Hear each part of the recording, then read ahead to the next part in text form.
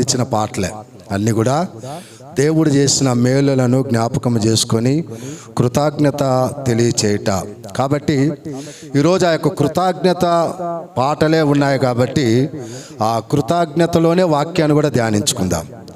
దేవుడు చేసిన మేలులకి కృతజ్ఞత కలిగి మనము ప్రభు సన్నిధిలో ఉందాము. అలాగనే ప్రభు కృపను బట్టి గత దినంలో మన వెహికల్స్కి చాలా చక్కగా స్త్రీలందరూ కలిసి ప్రార్థన చేశారని విన్నాను. చాలా సంతోషం, దేవునికి మహిమ కలుగాక. మరి శుక్రవారం రోజు నేను ఆంధ్రాకి వెళ్ళేది సరవణ గారికి తెలియదు కాబట్టి, అయ్యా శుక్రవారం మనం ఈ ప్రార్థన చేద్దామని చెప్పారు. లేదయ్యా నేను ఉండటం లేదు, ఆంధ్రాకి వెళ్తున్నానని తెలియజేశాను.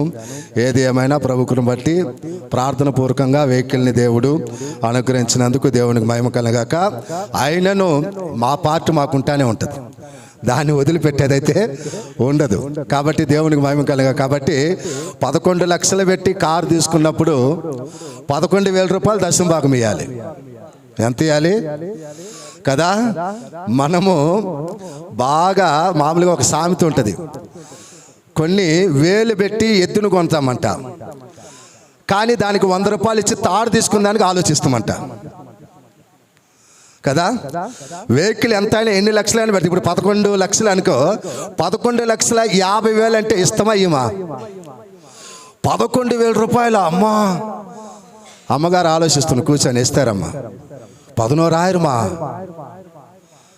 కదా, పాస్ట్కి 11,000 కొడుకునుమా కదండి. ఈరోజు అంటే మామూలుగా మనము ఇది చాలా సింపుల్గా తీసుకుంటాం, కానీ వెహికల్ ఎంత పెట్టి మనం కొంటున్నామో అంత దశమ భాగము ఖచ్చితంగా కానుకివ్వాలి. ఇది దేవుని యొక్క బైబిల్ ప్రకారము చెప్పిన మాట. చాలామంది అంటే 99% చాలామంది వెహికల్ కానీ ఇల్లు కానీ ఏవి తీసుకున్నా కూడా దానికి తగిన దశమ భాగం కానుకలు ఇచ్చేదానికి మనకు హార్ట్ అటాక్ వస్తుంది, మనకి హార్ట్ అటాక్ వస్తుంది. అదే వాడు షోరూమ్ వాడు ఇంకొక 1,00,000 రూపాయలు ఎక్కువ పెట్టినా ఇచ్చేస్తాం. దేవునికి ఇవ్వాలన్నా దైవజనుడికి ఇవ్వాలన్నా ఆలోచిస్తాం. కానీ ఇది సర్వణ గారికి కాదు, కానీ ప్రతి ఒక్కరికి తెలియజేస్తున్నమాట. ఇది ఒక 3 ఫ్యామిలీలు ఉన్నారు. వారు ఏంటంటే ఇదేది తీసుకున్నా కూడా దాంట్లో దశమ భాగం ఇస్తానే ఉంటారు. అంటే సేవకుడికి మేము ఎంత తీసుకున్నామో అంత టైత్ లాగా అని చెప్పేసి కానుకలు ఇస్తూ వస్తారు. అర్థమైందండి? వాళ్ళ పేర్లు నేను చెప్పాలని ఇష్టపడటం లేదు. కాబట్టి దేవుడు అంతగా వారిని దీవిస్తూ ఉంటారు. కాబట్టి దేవునికి మహిమ కలుగాక. అలాగా మీరు కూడా నేర్చుకుంటే దేవుడు మిమ్మల్ని కూడా అలాగా అన్ని విధాలుగా ఆశీర్వదిస్తాడని ప్రభుపేట మీకు తెలియజేస్తున్న ఒక సేవకుడి కానుకే కాదు, కానీ సంఘములో కూడా దశమ భాగం అనేది చాలా ప్రాముఖ్యం. దశమ భాగం అనేది చాలా ప్రాముఖ్యం. కాబట్టి దేవునికి మహిమ కలుగాక. ఎందువల్లంటే ఈ యొక్క రోజు దేవుడు మనల్ని ప్రాణముతో పెట్టాడంటే ఆయన ఇచ్చిన కృప. దేవుడు అన్ని విధాలుగా మనల్ని కాపాడుతున్నాడంటే ఆయన ఇచ్చిన కృప. అన్ని విధాలుగా దేవుడు ఆశీర్వదిస్తున్నాడంటే ఆయన చూపిన కృప. కాబట్టి ఆయన లేనిదే ఏది లేదు. కాబట్టి ఈరోజు దేవుని వాక్యాన్ని కొద్దిసేపు మనము ధ్యానించుకుందాము. 1 దశలోనికి 5వ అధ్యాయము 16, 18 రెండు కలిసి ఉంటాయి. 1 దశలోనికి 5వ అధికారం 16, 18 రెండు కలందరు. తమిళ్లో ఎప్పుడు తెలియల, తెలుగులో ఉంది కలందే ఇరుకు, తెలుగులో వచ్చి కలిసే ఉంటుంది. కాబట్టి దాంట్లో నేను చెప్పే మాట ఏదంటే, ప్రతి విషయమందును కృతజ్ఞతాస్తుతులు చెల్లించుడి, ఇలాగు చేయుట యేసుక్రీస్తునందు మీ విషయంలో దేవుని చిత్తము అని ఉన్నది. హిరంగల్ కీల వచ్చినందా ముఖ్యం.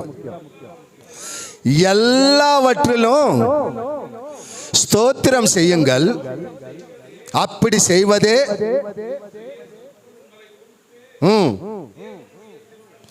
தேவனுடைய திட்டமா இருக்கிறது. சித்தம் இல்லையா? దేవునోడ చిత్తం కదండి. దేవుని చిత్తాన్ని నెరవేర్చే దాంట్లో ఇది ఒక పార్ట్. అర్థమైందండి? తండ్రి చిత్తాన్ని నెరవేర్చేదానికి పరలోకములో నుంచి భూలోకానికి వచ్చి ప్రభువైన యేసుక్రీస్తు ఎలాగైతే తండ్రి చిత్తాన్ని నెరవేర్చాడో, అలాగనే ఈరోజు క్రైస్తవ జీవితంలో ఉన్న మనము క్రీస్తు వలె జీవించేదానికి దేవుని చిత్తాన్ని నెరవేర్చుటకు ఆయనకు మన జీవితం అంతా కూడా కృతజ్ఞతాస్తుతులు చెల్లించాలని దేవుని చిత్తమైనదని బైబిల్ చెప్తున్నది. இல்லையா? எல்லா வெற்றிலும் கர்த்தரை நாம் என்ன பண்ணணுமா? என்ன பண்ணணும் சொல்லுங்க? கர்த்தரை நாம் என்ன பண்ணணும்? ఆండవரை துதிக்கணும் இல்லையா? ఆండవర్ నామத்தை మహిమపడతాం అన్ని విధాలుగా. అది చిన్నదైనా పెద్దదైనా ఏదైనా సరే, ఈరోజు మనకి మన కుటుంబంలో ఏమి ఇచ్చినా సరే, ఏది చేసినా సరే దేవునికి మనం ఏం చేయాలంట? కృతజ్ఞతాస్తుతులు చెల్లించాలి. ఇది ఎవరి చిత్తం అంట? దేవుని చిత్తం. ఇది దేవుని చిత్తం. కాబట్టి దేవుని యొక్క వాక్యంలో చెప్తుంది, ప్రతి విషయంలో నీవేమై ఉండాలంట? కృతజ్ఞతాస్తుతులు చెల్లించాలి అనేది దేవుని వాక్యం చెప్తుంది. బాగా ఆలకించండి. ఈ భూలోకములో జీవిస్తున్న ప్రపంచంలో ప్రతిరోజు 7,000 మంది చనిపోతున్నారంట. ఎంతమంది చనిపోతున్నారు? ఎంతమంది? எத்தனை பேர் சாவறாங்க? ஒரு நாளுக்கு 7,000 பேர் சாவறாங்களாம். எதனால தெரியுமா? சாப்பாடு இல்லாம, భోజనం లేకుండా ప్రతిరోజు 7,000 మంది చనిపోతున్నారంట ప్రపంచంలో. ఇది ఎవరికైనా మీకు తెలుసా? అర్థమైందా ప్రేమ? కరోనా రాకముందు 5,000 మంది చనిపోతున్నారు. కరోనా వచ్చిన తర్వాత, ఈ యొక్క కరోనా వచ్చి ఎప్పుడైతే పోయిందో, ప్రతిరోజు 7,000 మంది భోజనం లేకుండా చనిపోతూ ఉన్నారు. కానీ ఈరోజు ప్రభు యొక్క కృపను బట్టి మనకి ప్రతిరోజు 3 పూట్ల భోజనం చేసేదానికి దేవుడు కృప చూపి మనకు అన్నం పెట్టాడు. అర్థమైందండి? ప్రతిరోజు ఒవ్వొరు నాள் வந்து 3 வேளை நம்ம சாப்பிடுறதுக்காக ஆண்டவர் நமக்கு என்ன பண்ணிருக்கிறாரு? நல்ல உணவு கொடுத்திருக்கிறாரு. இல்லையா? తృప్తిగా 3 వేళ நம்ம సాப்பிடுறோం. 3 పూట్ల ఖచ్చితంగా మనము భోజనం చేస్తూ ఉన్నాం. భోజనం చేసే కృప దేవుడు మనకి ఇచ్చాడు. అర్థమైందండి? 7,000 మంది ప్రతిరోజు భోజనం లేకుండా చనిపోతూ ఉంటే, అందులో దేవుడు కృప చూపించి, అందులో దేవుడు నిన్ను, నన్ను, మనములను, మన కుటుంబాలను ప్రేమించి, ప్రతిరోజు నీవు భుజించేదానికి దేవుడు నీకు ఆహారం ఇచ్చి దేవుడు నిన్ను పోషిస్తూ ఉన్నాడు. ఈరోజు దీన్ని నువ్వు ఎప్పుడైనా తలంచావా? ఇందు నిమిత్తమే నువ్వు దేవునికి కృతజ్ఞతాస్తుతులు చెల్లించాలి. ఇందు నిమిత్తమే దేవునికి నువ్వు కృతజ్ఞతాస్తుతులు చెల్లించాలి. ప్రియ దేవుని బిడ్డలారా, దేవుని యొక్క వాక్యం చెప్తూ ఉన్నది, ప్రతిరోజు నీ ఎప్పుడైనా అన్నంలో కూర్చున్నప్పుడు, దేవా ఈరోజు ఈ ఒక్క పూట భోజనం నాయన ఎంతో మందికి లేదు, కేవలం నువ్వు నా మీద కృప చూపించి, నన్ను నేను ప్రేమించి నాకు ఈ ఆహారం ఇచ్చావని చెప్పి ఎప్పుడైనా కృతజ్ఞతాస్తుతులు చెల్లించి భోజనం చేసిన రోజులు ఉన్నాయా? భోజనం ప్లేట్ నీ ముందుకు వచ్చినప్పుడు దాని గురించి ప్రార్థన చేసి నీవు భోజనం చేసావా? నువ్వు దేవునికి కృతజ్ఞతాస్తుతులు చెల్లించి, ఈరోజు ఈ యొక్క ఆహారం నా యొక్క కడుపులోకి వెళ్ళేదానికి కారణం నీవే నాయన.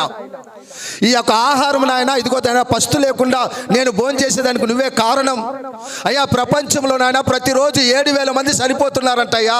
ఆ లిస్టులో నన్ను లేకుండా నాయన నీవు నన్ను కాపాడి, ఆకలి బాధలో నుంచి, కరువులో నుంచి నాయన, దప్పికలోంచి నన్ను కాపాడి తండ్రి, నీవు నాకు భోజనం ఇచ్చినందుకు నీకు స్తోత్రం అని చెప్పేసి ఏ రోజైనా నువ్వు దేవునికి కృతజ్ఞతాస్తుతులు చెల్లించావా?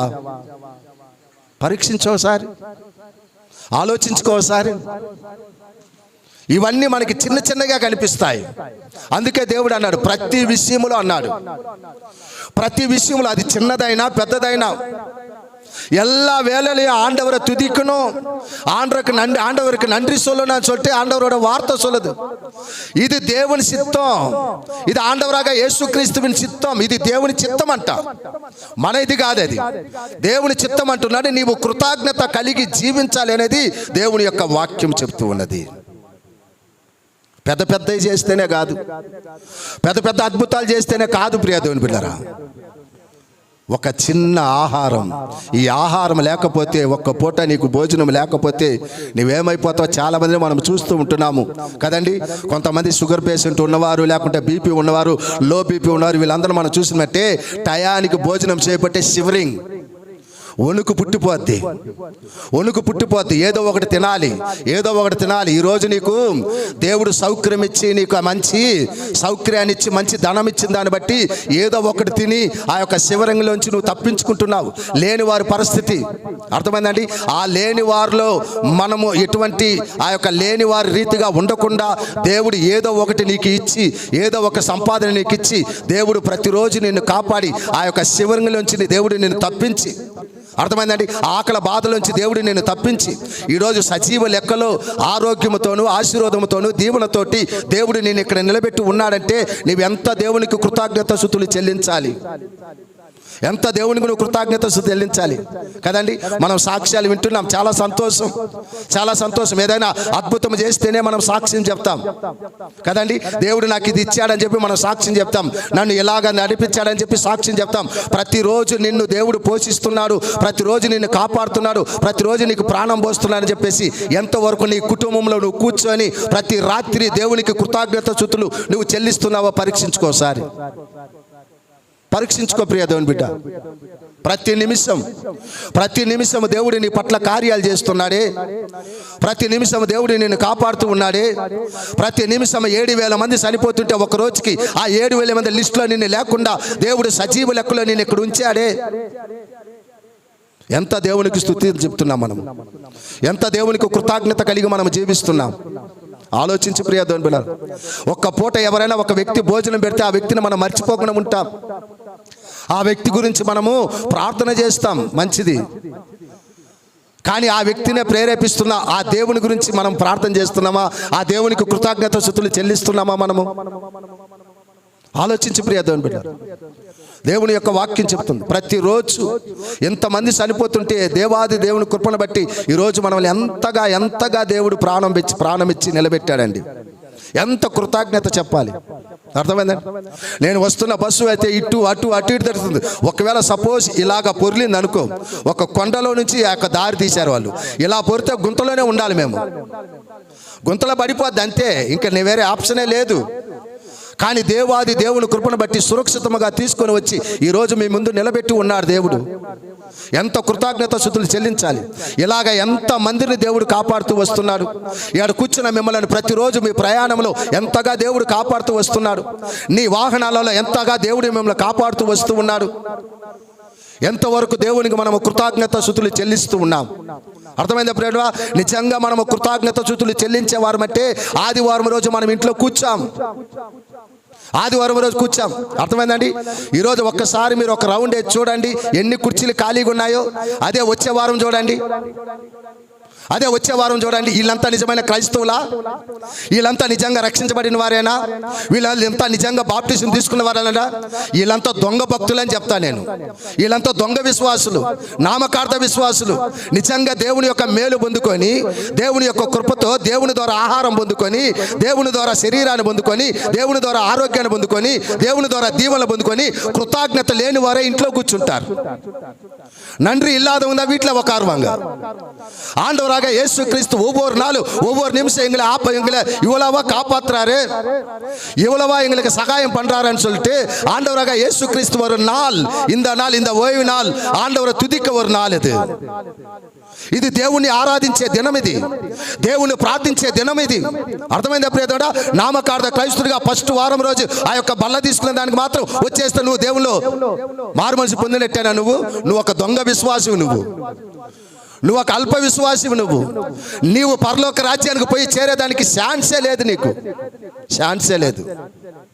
దేవుని వాక్యం చెప్పు. ప్రతి నిమిషము దేవుని నువ్వు స్తుతించాలి, ప్రతి నిమిషము దేవునికి నువ్వు కృతజ్ఞత కలిగి ఉండాలి. ఒక్కొక్క నిమిషము గోల్డెన్ టైం, అది గోల్డెన్ టైం. అది ఎంతగా దేవుడు నిన్ను కాపాడుకుంటూ వస్తున్నాడు. ఆలోచించు.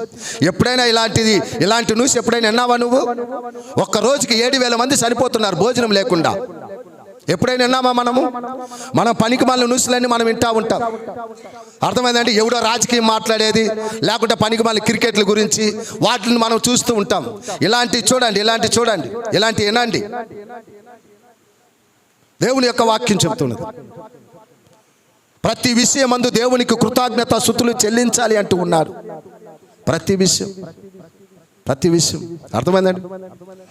ఒక చిన్న దోమ కాటు కంట ఎంతో మంది, ఎన్నో కోట్ల మంది అడ్మిట్ అయిపోతూ ఉన్నారంట. చిన్న దోమ కొసు. అర్థమైందండి. ది గ్రేట్ అలెగ్జాండర్ దేని గురించి చచ్చాడు చెప్పండి? ఎట్టొచ్చింది ఆ మలేరియా? దేని ద్వారా వచ్చింది? దోమ ద్వారా వచ్చింది. అర్థమైందా ప్రియుడా? ఈరోజు దోమలు మనం కుట్టడం లేదా? ఈరోజు దోమలు మన కుట్టం లేదా? ఇక్కడ కూడా ఉన్నాయి దోమలు. అర్థమైందండి? ఎంతోమంది దాని గురించి అడ్మిట్ అవుతున్నారు. దాని గురించి డెంగ్యూ వస్తుంది కదండి, దాని గురించి మలేరియా వస్తుంది, ఎన్నెన్నో వస్తున్నాయి. అదే దోమల ద్వారా మనం ఎన్నిసార్లు కుట్టించుకోలేదు. ప్రతిరోజు మనం ఈవినింగ్ అయితే కుట్టించుకుంటున్నాం. కానీ అందులోంచి మరణం వచ్చిందా మనకి? అందులోంచి డెంగ్యూ జ్వరం వచ్చిందా మనకి? అందులోంచి మనకి మలేరియా వచ్చిందా మనకి? అర్థమైందా ప్రియదేవుడా? ప్రతిరోజు దోమకాట మనకు కుడుతూ ఉన్నా కూడా అందులోంచి దేవుడు మనల్ని కాపాడుకుంటూ మనకి ప్రాణం పెట్టాడు. ఇది మనకి చిన్న విషయమే కనిపిస్తుంది, ఇది మనకి చిన్నదే. అర్థమైందండి? ఆ దోమ చిన్నది కానీ మరి ఆ దోమ కుట్టిన దానికి మరి అంత పెద్ద గ్రేట్ అలెగ్జాండర్ ఎందుకు చనిపోయాడు? కొన్ని కోట్ల మంది ప్రపంచంలో అడ్మిట్ అవుతున్నారంట హాస్పిటల్లో దోమకాటుకి. తెలుసా మీకు? వైట్ ప్లేట్లెస్లు పడిపోతే అంతే సంగతులు దోమ కుట్టిన వాడికి. తెలుసా మీకు? కానీ అటువంటి ఎన్నో దోమలు మనం కుడుతున్నా కూడా దాంట్లో నుంచి దేవుడు నిన్ను రక్షించి, దాంట్లో నుంచి దేవుడు నిన్ను కాపాడి, మలేరియాలోంచి దేవుడు నిన్ను తప్పించి, డెంగ్యూలోంచి దేవుడు నిన్ను తప్పించి, ప్రాణ అపాయం నుంచి దేవుడు నిన్ను తప్పించి ఈరోజు సజీవ లెక్కలో నిన్ను ఇక్కడ కూర్చొని పెట్టుంటే నువ్వు ఎంత కృతజ్ఞత కలిగి ఉండాలి, ఎంత కృతజ్ఞత కలిగి ఉండాలండి. ఇది మనకి చాలా చిన్న విషయం అనిపిస్తుంది, చిన్న విషయం అనిపిస్తుంది. ఇలాగ ప్రతి దాంట్లో దేవుడు మనల్ని కాపాడుకుంటూ వస్తూ ఉన్నాడు. ఇలాగ ప్రతి విషయంలో దేవుడు మనల్ని కాపాడుకుంటూ వస్తూ ఉన్నాడు. ప్రతి నిమిషము దేవుడు మనల్ని కాపాడుకుంటూ వస్తున్నాడు. అందుకే దేవునికి మనము కృతజ్ఞతా స్తుతులు చెల్లించాలని దేవుని యొక్క వాక్యం చెప్తున్నది.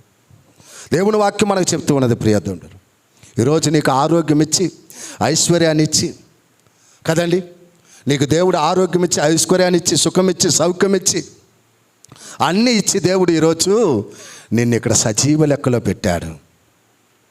నీ ప్రాణాన్ని దేవుడు కాపాడుతూ అన్ని విధాలుగా దేవుడు నీకు మేలు చేస్తూ దేవుడు నిన్ను దీవిస్తుంటే ఆ దేవునికి కృతజ్ఞతాస్తుతులు చెల్లించేదానికి కదండి మనం వెనకబడిపోతూ ఉన్నాం.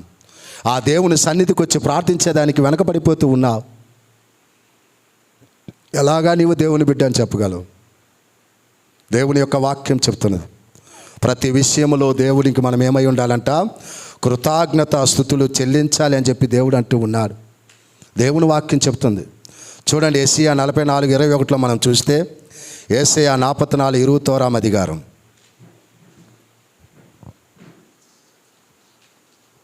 యెషయా 44:21.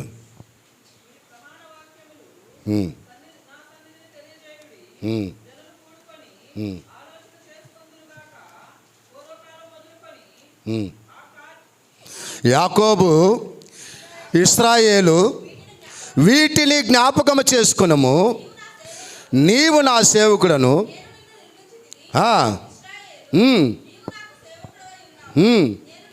నేను నిన్ను మరిచిపోజాలను అన్నాడు. ఏమంటున్నాడు ఇక్కడ?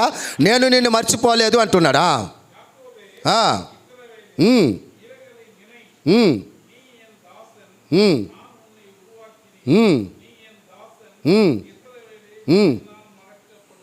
இல்லை இல்லையா? இப்போ ஆண்டவர் என்ன சொல்கிறாரு? நீ என்னிடத்தில் మరకப்படுవదిல்லை. దేవుడు మనల్ని మర్చిపోయాడా? దేవుడు మనల్ని మర్చిపోయాడండి? మర్చిపోలేదు కదండి.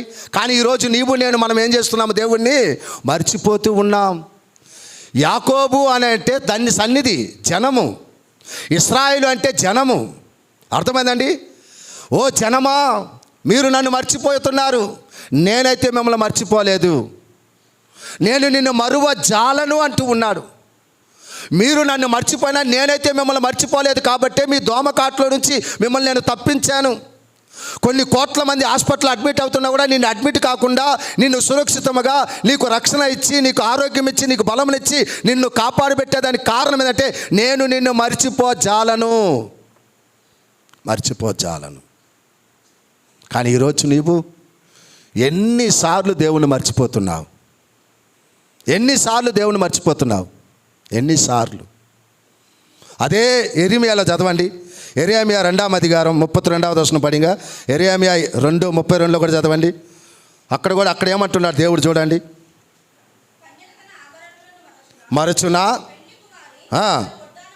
మరచునా నా ప్రజలు లెక్కలేనన్ని దినములు నన్ను మరచి ఉన్నారు. తమిళ్.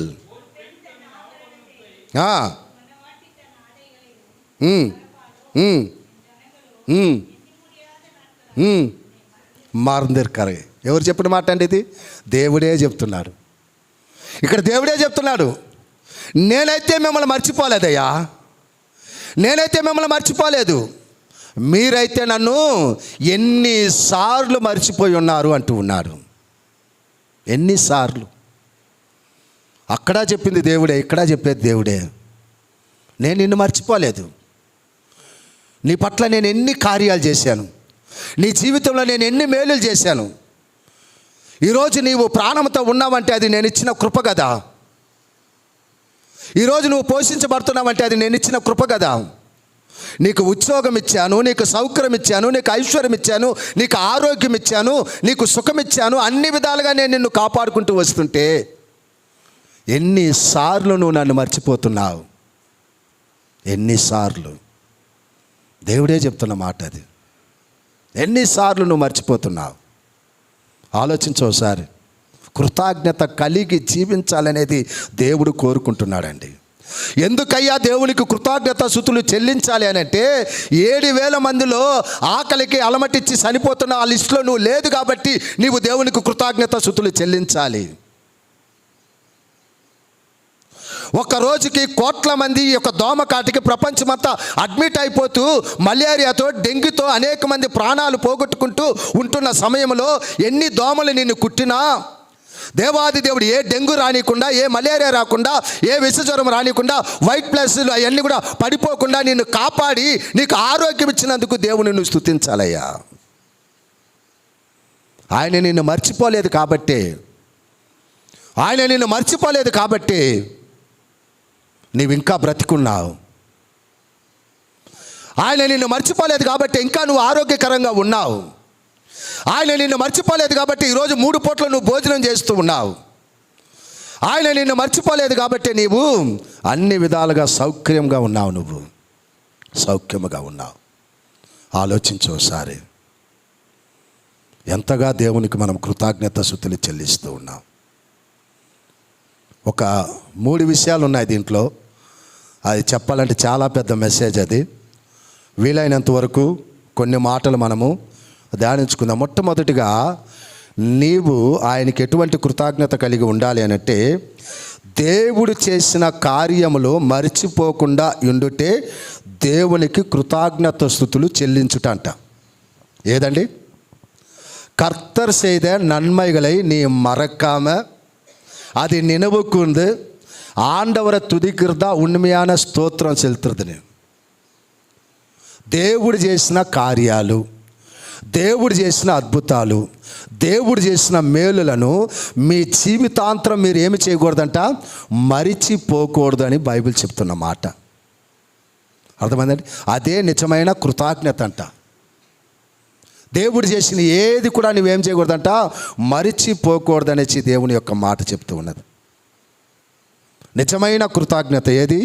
దేవుడు చేసిన కార్యాలని నాకు ఏ కార్యము దేవుడు చేయలేదనేది వారి చేతులు ఎత్తండి. எனக்கு ஒரு நன்மை ஆண்டவர் செய்யல அப்படின்னு சொல்கிறோம். கை தூக்குங்க பார்க்கலாம். இங்கே உக்காந்துருக்கிற எல்லாருக்கும் ஆண்டவர் நன்மை செய்தார். ఇక్కడ కూర్చుని అందరికీ దేవుడు మేలు చేశారు. కాబట్టి దేవుడు చేసిన మేలులను, ఆయన చేసిన కార్యాలను మరిచిపోకుండా జీవించేదే నిజమైన కృతజ్ఞత అనేది దేవుని వాక్యం చెప్తూ ఉన్నది. ఆయన చేసిన కార్యాలు ఏవి కూడా మనము మరిచిపోకూడదంట కదండి.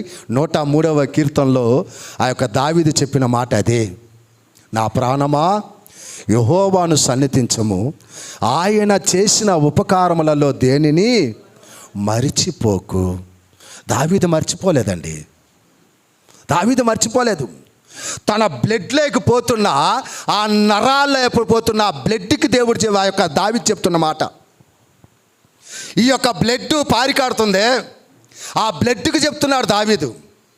ఈ నరాలు ఉన్నాయే, ఆ నరాలకి చెప్తున్నాడు దావీదు.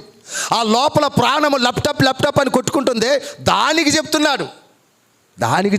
హలో, ఈరోజు లోపల నీవు ల్యాప్టాప్ అని కొట్టుకుంటున్నావే, ఇది నా దేవుడు చూపిన కృప, ఇది నా దేవుడు చేసిన మేలు. బ్లడ్ సర్క్యులేషన్ నువ్వు చక్కగా పైకి కిందకి తిరుగుతున్నావే, ఇది నా దేవుడు చేసిన మేలు, నా దేవుడు చేసిన మేలు. ఎప్పుడైనా చెప్పావా నువ్వు ఆ మాట? ఎప్పుడైనా నువ్వు చెప్పావా ఆ మాట? అర్థమైందండి? మనకు బ్లడ్ సర్క్యులేషన్ కరెక్ట్గా కానీ అప్లై కాకపోతే కింద కాలు ఏమైపోద్ది అంటే బ్లాక్గా అయిపోద్ది. అర్థమండి? చాలాసేపు నిలబడుకుంటే కాలు వాసిపోద్ది బ్లడ్ సర్క్యులేషన్ కరెక్ట్గా లేకపోతే. అదే నువ్వు డాక్టర్ దగ్గరికి వెళ్ళిన తర్వాత వాడు చెప్తాడు, నీవు ఈ సాక్స్ వేసుకొని కూర్చో, ఈ సాక్స్ వేసుకొని నువ్వు నడువు కదండి, పండుకునే అంతవరకు ఈ సాక్స్ను విప్పబాకు అంటారు. అదే బ్లడ్ సర్క్యులేషన్కి ఆ సాక్స్ వేయకుండా నీవు కానీ కరెక్ట్గా దానిని ఫాలో చేయకుండా ఉంటే ఆ బ్లడ్ క్లాట్ ఎలాగైపోద్దంటే అక్కడి నుంచి కరెక్ట్గా గుండెకి తట్టుద్ది. అది ఎక్కడ తట్టుద్దంట? గుండెకి తట్టుద్ది. ఆ గుండెకి తట్టినప్పుడే నీవు చాప్టర్ క్లోజ్ అయిపోతావు. అర్థమైంది ఎప్పుడైతే? ఎన్ని అవయవాలకి దేవుడు బ్లడ్ సర్క్యులేషన్ కరెక్ట్గా ఇచ్చి నీ నరాలను కరెక్ట్గా అది చేసి నీ ప్రాణాన్ని కాపాడుతూ నీ ప్రాణాన్ని ఇది చేస్తూ ఉంటే, ఎంత ఆశ్చర్యకార్యాలు చేసిన దేవునికి నీవు కృతజ్ఞతాస్తుతులు చెల్లిస్తున్నావా? ఆయన చేసిన ఉపకారములకు దేనిని నువ్వు మరువబాకని దావీదు అంటున్నాడు. నా ప్రాణమా, ఈరోజు నువ్వు ప్రాణముతో ఉన్నావంటే ఆయన చేసిన కార్యం. నా ప్రాణమా, నువ్వు నడుస్తున్నావంటే ఆయన చేసిన కార్యం.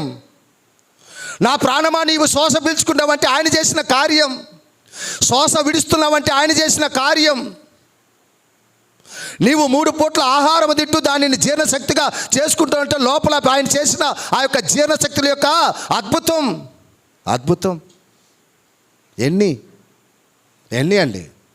ఎన్ని కార్యాలు ఆయన చేసుకుంటూ వచ్చింది. ఆయన చేసిన ఉపకారములలో నేను దేనిని మర్చిపోను అంటూ ఉన్నాడు. ఈరోజు దేవుడు నీ పట్ల చేసిన కార్యాలకి నీవు దేనిని మర్చిపోకుండా దీనిని నువ్వు అసలు నిజంగా ఆయన చేసిన కార్యాలు నువ్వు జ్ఞాపకం చేసుకుంటే ఒక్క నిమిషం కూడా దేవునికి దూరంగా నువ్వు జీవించు. ఒక్క నిమిషం కూడా దేవుణ్ణి ప్రేమించేదానికంటే ఎక్కువ దేన్ని నువ్వు ప్రేమించవండి. దేన్ని ప్రేమించు.